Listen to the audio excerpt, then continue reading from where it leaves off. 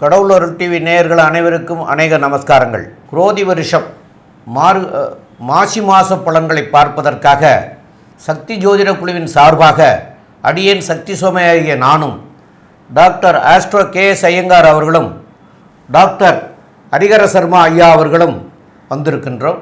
மாசி மாத பலன்களை பற்றி ஐயா கிரக நிலவரம் எப்போலேருந்து தொடங்குது, மாசி மாதம் எப்போ தொடங்குது, எப்போ இந்த கிரக நிலையெல்லாம் எப்படி இருக்குன்னு ஐயா சொல்லுவாங்க. அனைவருக்கும் ஹரிஹர சர்மாவின் பணிவான நமஸ்காரங்கள். நாம் ஒவ்வொரு மாதமும் மாத பலன்கள் பார்த்துக்கிட்டு இருக்கிறோம். அதே போல் வருஷ பலன்கள் பார்த்துட்ருக்குறோம். அதே போல் ஒவ்வொரு கிரக பயிற்சி பலன்களும் பார்த்துட்ருக்குறோம். அதுபடி பார்க்கும்பொழுது நாம் இப்போ பார்க்க போகிறது மாசி மாத பலன்களை பார்க்க போகிறோம். நிகழும் மங்களகரமான குரோதி வருஷம் மாசி மாதம் 1ஆம் தேதியிலேருந்து 30ஆம் தேதி வரலும். ஆங்கில தேதி அப்படின்னு எடுத்துட்டோம்னாக்கா 13/2/2025 அன்னைக்கு குருவாரம், அதாகப்பட்டது வியாழக்கிழமையிலேருந்து 14/3/2025 வெள்ளிக்கிழமை முடியுது. ஆரம்பிக்கிற நாளே குருவாரத்துலேயும் முடிகிற நாள் சுக்கிரவாரத்துலேயும் அற்புதமான இந்த மாசி மாதம் பிறக்குது. இந்த மாசி மாதத்தில் பொறுத்தளவுக்கு என்னென்ன விசேஷ தினங்கள் இருக்குது அப்படின்றத ஃபஸ்ட்டு பார்ப்போம். ஒவ்வொரு மாதமும் விசேஷ தினங்கள் வரும். இந்த மாதத்துக்கு உண்டான விசேஷ தினங்கள் அப்படின்றத பார்க்கோம். அப்படின்னாக்க 25/2/2025 காஞ்சி ஸ்ரீ மகாபரிவாள் என்று அழைக்கப்படுகின்ற ஜெயேந்திர சரஸ்வதி சுவாமிகளுடைய ஜெயந்தி விழா அன்னைக்கு. அதுக்கு அடுத்தது பார்த்தோம்னாக்க 26/2/2025 எல்லா சிவராத்திரிலையும் வசந்த சிவராத்திரி அப்படின்றது மாசி மாதத்தில் வர மகா சிவராத்திரி, ரொம்ப வசந்த சிவராத்திரி. அதுக்கு அடுத்தது பார்த்தோம்னாக்க 6/3/2025 எல்லாருடைய ஆசைகள், இந்த மனிதனாக இந்த உலகத்தில் பிறந்தவனோட ஆசை ஒரு சின்ன வீடாவது இருக்கணும், கெளிப்பாழாலும் தனிப்பாழாக இருக்கணும், தனி வீடு ஒன்று இருக்கணும் அப்படின்னு நினைக்கக்கூடியவங்களுக்கு வசந்த நாளான வாஸ்து நாள் அன்னைக்கு, வாஸ்து அன்னைக்கு பூஜை போட்டு நாம் தொடங்கினோம்னா வீடு கட்டுறதுல எந்த விதமான தடங்கல்களும் வராது. ஒரு சில பேர் வீடு கட்டிட்டு 3 மாதத்தில் 6 மாதத்தில் பணம் இல்லைன்னு விட்டுருவாங்க, பொருள் கிடைக்கலன்னு விட்டுருவாங்க, வீட்டில் ஏதாவது அசுப நிகழ்வு இருந்துன்னு விட்டுருவாங்க. இதுக்கு எல்லாத்துக்கும் வசந்த நாள் வாஸ்து நாள். அந்த வாஸ்து நாள் நம்ம பூஜை போட்டோம்னா கண்டிப்பாக அது எந்த விதமான தடைகளும் தாமதமும் இல்லாமல் நல்லபடியாக முடியும். அதுவும் இந்த பர்டிகுலர் டைம் சொல்கிறேன் பார்த்துக்குங்க. காலையில் 9:42லேருந்து 11:12க்குள்ளார நம்ம அந்த வாஸ்து பரிகார பூஜை அப்படின்றத பொறுத்தளவுக்கு நம்ம இருக்கக்கூடிய வாங்கக்கூடிய மண் அதுக்கு முன்னாடி எப்படி இருந்துச்சுன்னு தெரியாது. அதனால் மண்ணுக்கு பூஜை போட்டு தொடங்கும் போது நல்லபடியாக இருக்கும். அதுவும் பார்த்தோம் அப்படின்னாக்க பூதபலி, பிரேதபலி, திக்பலி எல்லாம் போட்டுட்டு அந்த மண்ணுக்கு உண்டான பூஜையை போட்டு தொடங்கிட்டோம்னா அத்தனை தோஷமும் மண்ணில் உள்ள அத்தனை தோஷமும் விளைகிறோம். எந்தவித தடையும் தாமதமும் இல்லாமல் வீடு நல்லபடியாக முடியும். அப்படியேற்பட்ட வசந்த வாஸ்து நாள் வருது 6/3/2025. அதுவும் பார்த்தோம்னாக்க குருவாரம்னா வியாழக்கிழமையில் வருது.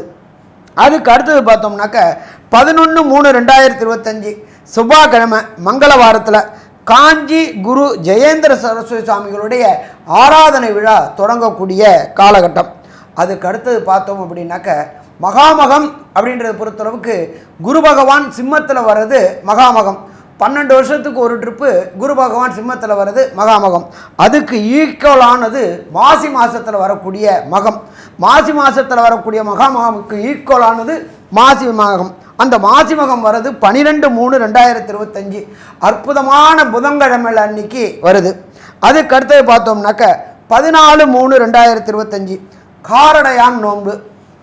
கட்டிய கணவருக்கு எந்த விதமான பங்கமும் இல்லாமல், நோய் நொடி இல்லாமல், உயிருக்கு எந்த ப்ராப்ளமும் இல்லாமல் பெண்கள் கொண்டாடக்கூடியது அப்படின்றது காரடையான் நோன்பு. இந்த காரடையான் நோன்பை பொறுத்தளவுக்கு எந்த டயத்தில் கொண்டாடணும் அப்படின்னு பார்த்தோம்னாக்க மாலை வேளையில் 6:14க்கு அப்புறம் கொண்டாடினோம்னாக்க மிக சீரும் சிறப்புமாக இருக்கும். அதுக்கு அடுத்தது பார்த்தோம்னாக்க 13/3/2025 ஒருத்தருக்கு ஒருத்தர் கலர் பொடிகளை, வண்ணப்பொடிகளை தூவி சந்தோஷமாக இருக்கக்கூடிய நாள் அப்படின்றது ஹோலி பண்டிகை அப்படின்றது இந்த 13/3/2025 ஹோலி பண்டிகை. இப்படி இந்த மாதத்தில் மாசி மாதத்தில் இவ்வளோ விசேஷ தினங்களோடு தொடங்குது. இதை தவிர பார்த்தோம்னாக்க இந்த மாசி மாதத்தில் கிரக நிலவரம் எந்தெந்த ராசியில் என்னென்ன கிரகங்கள் இருக்காங்க அப்படின்றத பார்ப்போமா. காலபுருஷ தத்துவத்தின்படி 2ஆம் வீடான ரிஷபத்தில் குரு பகவான் இருக்கார். இந்த குரு பகவானை பொறுத்தளவுக்கு கடந்த காலகட்டங்களில் வக்ரகதியாகி பலம் இழந்து இருந்தார். இப்போ வக்ர நிவர்த்தியாகி பலம் பெற்று இருக்கிறார் ரிஷபத்தில். அதுக்கு அடுத்தது பார்த்தோம்னாக்க மிதுனத்தில் செவ்வாய் பகவான் வக்ரகதியில் இருக்கிறார். அதுக்கு அடுத்தது பார்த்தோம் அப்படின்னாக்க கேது பகவான் காலபுருஷ தத்துவத்தின்படி 6ஆம் இடமான கன்னியில் கேது பகவான் இருக்கார். அதுக்கு அடுத்தது பார்த்தோம்னாக்க காலபுருஷ தத்துவத்தின்படி 11வது வீடான கும்ப வீட்டில் புத பகவான், சூரிய பகவான், சனி பகவான் சேர்ந்து இருக்கிறாரு. இந்த புத பகவானை பொறுத்தளவுக்கு 26/2/2025 அவர் மீனத்துக்கு மாறுறாரு. அதுக்கு அடுத்தது பார்த்தோம்னாக்க அந்த புத பகவானும் வக்ரகதி அடைகிறாரு. எப்போ வக்ரகதி அடைகிறாரு அப்படின்னு பார்த்தோம்னாக்க 9/3/2025 வக்ரகதி அடைகிறாரு. இதை பொறுத்தளவுக்கு அதை தவிர செவ்வாய் பகவானை பொறுத்தளவுக்கு வக்ர நிவர்த்தி அடைகிறது 21/2/2025. அதே போல் சுக்கிர பகவான் வக்ரகதி அடைகிறது 4/3/2025. 4/3/2025 சுக்கிர பகவான் மீன ராசியில் ராகு கூட சேர்ந்து வக்ரகதி அடைகிறாரு. இப்போ இதில் பார்த்தோம்னாக்க இந்த இடத்துல பார்த்தோம்னாக்க குருவும் சுக்கிரனும் பரிவர்த்தனை யோகம் பெற்றிருக்கிறாங்க. பரிவர்த்தனை யோகம் அப்படின்னு பார்த்தோம்னாக்க அவங்கவுங்க வீட்டில் ஆட்சி செலுத்தக்கூடிய யோகம் அப்படின்னு சொல்லலாம். அதை தவிர 3 கிரகங்கள் வக்ரகதியில் இருக்கிறாங்க. அவங்கள பொறுத்தளவுக்கு சுக்கிர பகவான் வக்ரகதி, செவ்வாய் வக்ரம் நிவர்த்தி அடைஞ்சிடுறாரு, புத பகவான் வக்ரகதி அடைகிறாரு. அப்போ இதே மாதிரி உள்ள இனிமையான சூழ்நிலையில் இந்த மாசி மாதம் பிறக்குது. இப்போ இந்த மாசி மாதத்தில் பொறுத்தளவுக்கு ஒவ்வொரு மாதத்துக்கும் ஒவ்வொரு ராசிக்கும் என்னென்ன நற்பலன்கள் என்னென்ன கெடுபலன்கள் உள்ளது அப்படின்றத நாங்கள் 3 பேர் இப்போ டிஸ்கஸ் பண்ண போகிறோம். அந்த டிஸ்கஸை உங்களுக்கு தரோம். நல்லது, நமஸ்காரம். கடகம், புனர்பூசம், பூசம், ஆயில்யம், இந்த 3 நட்சத்திரம் 9 பாதங்களை கொண்ட ராசி. ராசியின் அதிபதினு சொல்லக்கூடியவர் அதிவேகமாக செல்லக்கூடிய சந்திர பகவான்.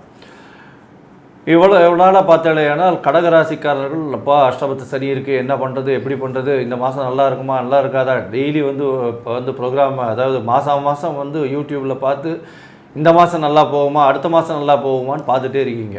கவலைப்பட வேண்டாம். கடகராசிக்காரர்களுக்கு ஏற்றமான காலம் இந்த மாதம். ஏன்னா உங்களுடைய ராசிக்கு பார்த்தாலேனால் 9ஆம் இடத்துல சுக்கிரன் உச்சம் பெற்று போகிறதும் 11ஆம் இடத்தில் குரு வக்ர நிவர்த்தி அடைகிறதும் உங்களுக்கு ஒரு பெரிய மாற்றத்தையும் பொருளாதாரத்தில் ஏற்றத்தையும் கொடுக்க போகுது. நீங்கள் நினைத்த காரியங்கள் நினைத்த இடத்தில் நினைத்த நேரத்தில் நிச்சயமாக நடக்கக்கூடிய காலகட்டம். ஏன்னா 11ஆம் அதிபதியும் 9ஆம் அதிபதியும் பரிவர்த்தனை யோகத்தில் இருக்கிறதுனால அவங்க ஆட்சி பெற்றதற்கு சமம். குரு சுக்கிர பரிவர்த்தனை பெரிய ஏற்றத்தை உங்களுக்கு கொடுக்க போகுது. ஏன்னா 11ஆம் அதிபதி 11ஆம் இடத்துல வந்து ஆட்சி பெற்று போயிருக்காருன்னா உங்களுடைய அபிலாஷைகள் எல்லாமே நிச்சயமாக நிறைவேறும். இவ்வளவு நாளாக வேலையில் பயங்கர தொந்தரவு இருந்திருக்கும். உங்களுடைய மேலே கொடுத்தவர் எஜமானர்களோ இல்லைன்னா வேலைக்கு இருக்கக்கூடிய முதலாளிகளோ உங்களுடைய மேற்பார்வையாளர்களோ மேலாளர்களோ இவங்கெல்லாம் தொல்லை கொடுத்துட்டே இருப்பாங்க. இந்த மாதம் பார்த்தீங்கன்னா உங்களுடைய வேலையை பார்த்துட்டு ரொம்பவும் அந்யோன்யமாக போகக்கூடிய காலகட்டமாக அமைய போகிறது. உங்களுடைய ராசிக்கு பார்த்தீங்களேனால் 11ஆம் இடமும் வலுத்து போகிறது, 9ஆம் இடத்துல அதாவது பாக்கியஸ்தானம்னு சொல்லக்கூடியது. பொதுவாகவே எந்த ஒரு ஜாதகத்தை எடுத்தாலும் 1, 5, 9 நல்லா இருக்கான்னு தான் பார்ப்போம். அந்த மாதிரியான காலகட்டங்களில் பார்க்கும்பொழுது உங்களுக்கு இப்பொழுது 9ஆம் இடத்தில் சுக்கிரன் உச்சம், 11ஆம் அதிபதி 9ஆம் இடத்திலும் 9ஆம் அதிபதி 11ஆம் இடத்திலும் இருக்கிறதன் மூலியமாக எது எடுத்தாலும் வெற்றி. நினைத்த காரியங்கள் எல்லாமே வந்து நீங்கள் நினைக்கிறதுக்கு முன்னாடியே வந்து நிற்கும். கவலைப்பட தேவையில்லை. முயற்சிகள் 10% முயற்சி போட்டிங்கன்னா 50% ரிசல்ட் வரும். அந்த மாதிரியான காலகட்டங்கள் இந்த கடகராசிக்காரர்களுக்கு இப்போது அமையிறது. ஏற்கனவே வந்து 3ஆம் இடத்தில் கேது இருக்கிறதுனால முயற்சிகள் அதிகமாக போட்டுகிட்டே இருப்பீங்க. ஏன்னா முயற்சிகள் அதிகமாக போட்டு எல்லா இடத்துலையும் அடிபட்டு நல்லா பதப்பட்டு நல்ல தேர்ச்சி பெற்று ஒரு நிலையில் இருப்பீங்க. இப்பொழுது நீங்கள் செய்யக்கூடிய எல்லா முயற்சிகளும் இந்த மாதத்தில், அதுவும் குரோதி வருஷம் மாசி மாதத்தில் உங்களுக்கு எல்லா விதமான வெற்றியை கொடுக்கக்கூடிய காலகட்டமாக அமையப்போகிறது. இந்த மாதம் பார்த்தீங்கன்னா உங்களுடைய ராசிக்கு 11இல் இருக்கக்கூடிய குரு பகவான் சமசப்தமத்தை, அதாவது உங்களுடைய ராசிக்கு 7ஆம் இடத்தை பார்க்குறதன் மூலியமாக திருமண பாக்கியம் நிச்சயமாக உண்டு. திருமணம் கைகூடும். இவ்வளோ நாளாக பார்த்து தட்டிகிட்டே இருக்கக்கூடிய விஷயங்கள் திருமணம் கைகூடக்கூடிய காலகட்டமாக அமையப்போகிறது. அதுவும் சுக்கிரனும் வந்து உங்களுக்கு பரிவர்த்தனை யோகத்தில் ஆட்சி பெற்றதுனால கண்டிப்பாக உங்களுக்கு திருமண பாக்கியம் உண்டு. வெளிநாடு போய் படிக்கணும்னு நினைக்கிறவாளுக்கு நிச்சயமாக வெளிநாட்டு யோகம் நிச்சயமாக இருக்கும்.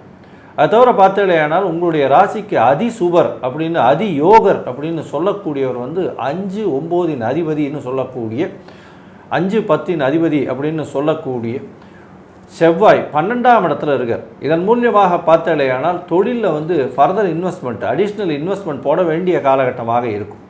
புதிய வேலை கிடைக்கும், வேலையில் மாற்றங்கள் இருக்கும், பண வரவிற்கு பஞ்சம் இருக்காது, எடுத்த காரியங்கள் எல்லாமே நிறைவேறக்கூடிய காலகட்டமாக அமையப்போகுது.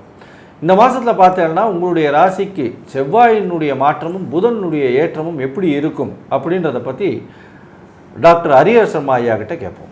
ஐயா நல்லா அற்புதமாக சொன்னீங்க. கடகம், கடந்த காலகட்டங்களில் அஷ்டமத்து சனியில் அவதிப்பட்டுக்கிட்டு இருந்தவங்களுக்கு இந்த மாதம் ரிலாக்ஸ் கிடைக்குமா? ரிலாக்ஸ் கிடைக்கும். எப்படி சாமி ரிலாக்ஸ் கிடைக்கும்?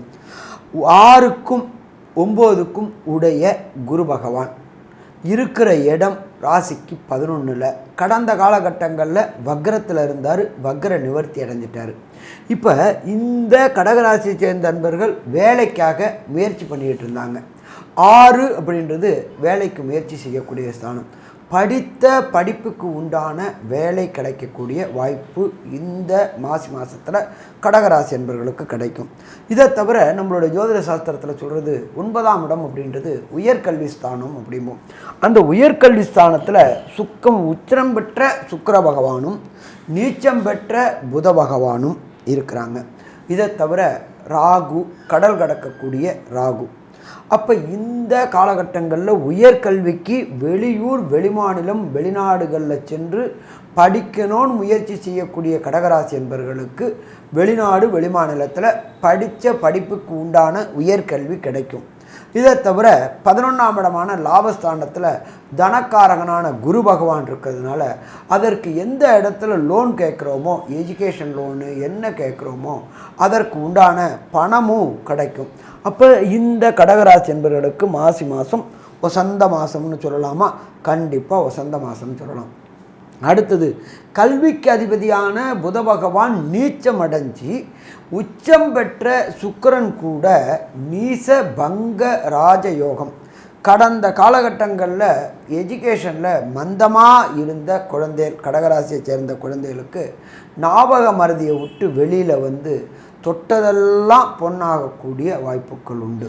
அப்போ உயர்கல்விக்காக முயற்சி செய்கிறவங்களுக்கு கடந்த காலகட்டங்களில் காம்படிட்டிவ் எக்ஸாமில் எழுதி தேவையான அளவுக்கு மார்க் வாங்காததுனால சில தேவையற்ற பிரச்சனைகள் வந்துட்டு இருந்துச்சு. அந்த பிரச்சனைகள் அத்தனையும் தீரக்கூடிய வாய்ப்புகள் உண்டு. இதை தவிர நம்ம என்ன சொல்லுவோம் அப்படின்னாக்க 9ஆம் இடத்தை தகப்பனுடைய காரகத்துக்கு உண்டான ஸ்தானம் அப்படிம்போம். தகப்பன் செய்கின்ற தொழிலை நீங்கள் எடுத்து செய்யக்கூடிய காலகட்டம் அப்படின்னு சொல்லலாமா? கண்டிப்பாக இந்த காலகட்டம் சொல்லலாம். மாத்ருஸ்தானாதிபதியான 4ஆம் இடத்துக்கு உண்டான சுக்கிர பகவானும் 9ஆம் இடத்துல உச்சம் பெற்று பரிவர்த்தனை யோகம் பெற்றிருக்கிறாங்க. அன்னையின் மூலியமாக பூர்வ புண்ணிய புத்திர சொத்துக்களாண்டு உண்டான லிட்டிகேஷன்ஸு, வம்பு வழக்குகள் தீர்ந்து அது உங்களுக்கு கிடைக்கக்கூடிய காலகட்டம் அப்படின்னு சொல்லலாமா? அதுவும் கிடைக்கக்கூடிய காலகட்டங்கள். மொத்தத்தில் பார்த்தோம்னா கடகராசி என்பவர்களுக்கு கடந்த காலகட்டங்களில் அஷ்டமத்து சனியால் அவதி பெற்றவங்களுக்கு ஒரு ரிலாக்ஸ் கிடைக்கக்கூடிய மாதம் மாசி மாதம்.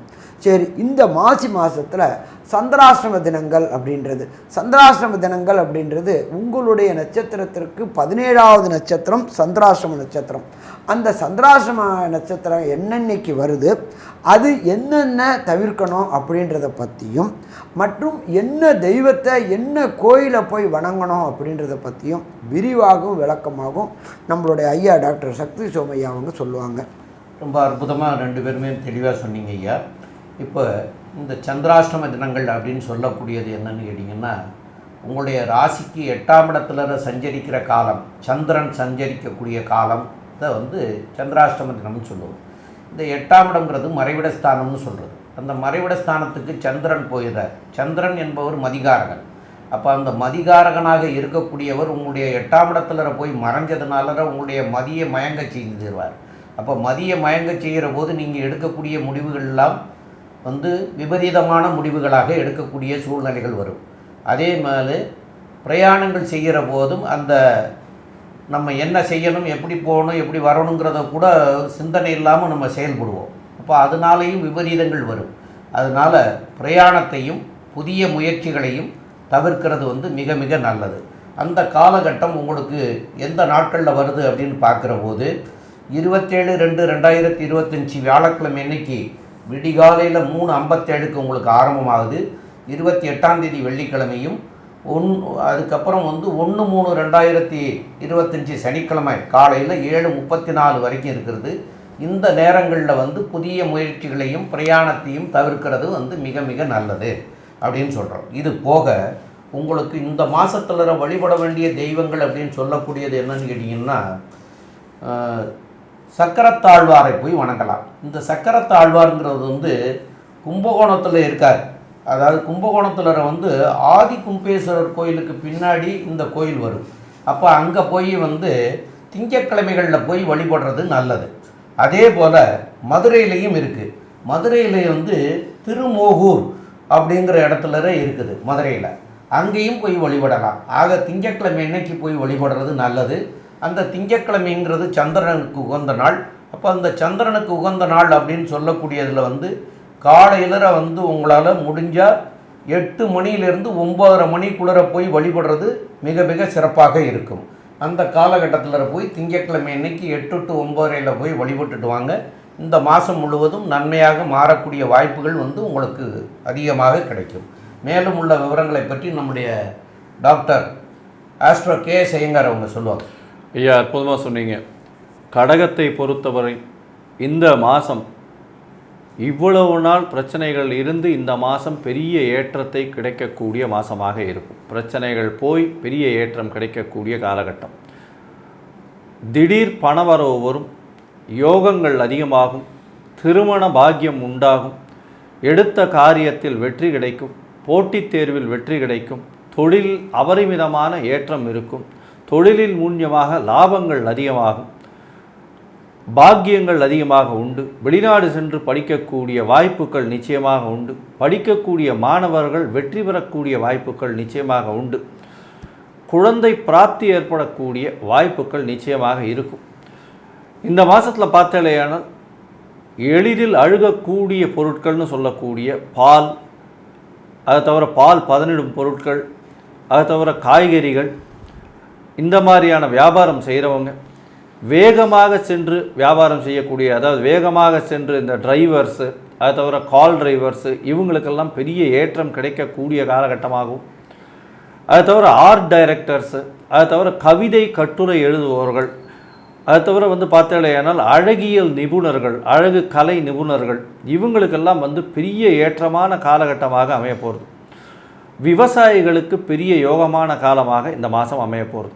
அதை தவிர பார்த்தாலேயானால் அவர்களுடைய விவசாயிகளினுடைய அவங்களுடைய ப்ராடியூஸ், அதாவது அவங்களுடைய பொருட்களுக்கு நல்ல ஒரு மதிப்பு கிடைக்கக்கூடிய காலகட்டமாக அமைய போகிறது. தொழிலில் அபரிமிதமான ஏற்றம் கிடைக்கக்கூடிய காலகட்டமாக அமைய போகிறது. மொத்தத்தில் இந்த கடகராசிக்காரர்களுக்கு இவ்வளவு நாள் பிரச்சனைகள் அதிகமாக இருந்து கொண்டிருந்த காலகட்டத்தில் இந்த ஒரு மாதம் அவர்களுக்கு மலையின் மேல் உச்சியில் வைக்கக்கூடிய விளக்காக ஒளிர்விட்டு எரியக்கூடிய வாய்ப்பு மிகவும் அதிகம் அப்படின்னு சக்தி ஜோதிட குழு சொல்லுது. நன்றி, நமஸ்காரம். கடவுள் அருள் டிவியை பார்த்தமைக்க நன்றிகள். மேலும் இது போன்ற தகவல்களை தெரிந்து கொள்ள கடவுள் அருள் டிவியை சப்ஸ்கிரைப் செய்யுங்கள். மறக்காமல் பெல் ஐக்கானை கிளிக் செய்யுங்கள்.